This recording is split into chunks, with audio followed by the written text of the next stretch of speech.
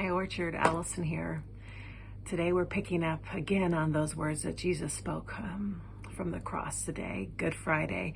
We look at Luke 23:46, where Jesus says, "Father, into your hands I commit my spirit."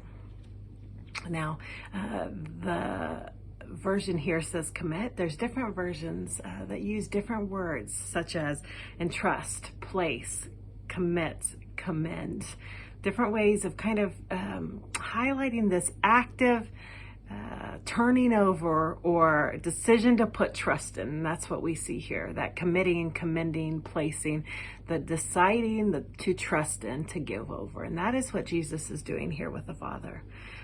On the cross, there's a moment where he's separated from the Father, and here he turns and he knows very soon he's going to be actively next to the Father again, and he commits and chooses to trust.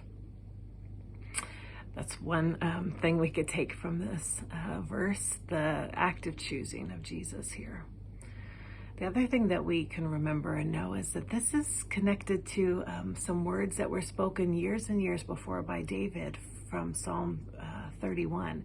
We have the similar phrase, and as Jesus speaks these words on the cross, I believe he's recalling and recounting and almost bringing into purpose and fulfillment those words that David spoke. Listen to this.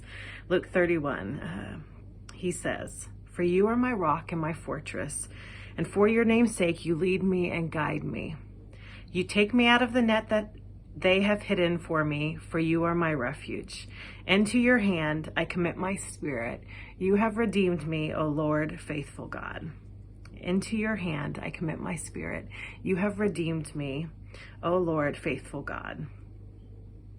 We see here David putting his faith and his trust in the Father and turning to him for help and salvation. And it's a similar thing that Jesus is doing on the cross too, the choosing, the intentional choice to trust and give over, to commend, to commit, to place himself in the hands of the Father. Aren't we so thankful that Jesus chose to do that for us?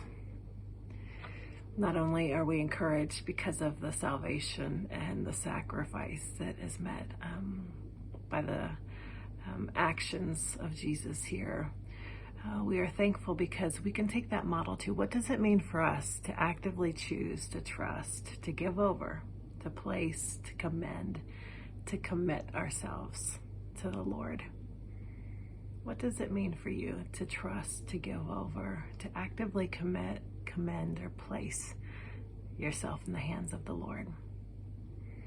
For some of us, this Easter, we're just reminded of the thankful place we sit in, knowing that Jesus' work on the cross allows us that relationship with God.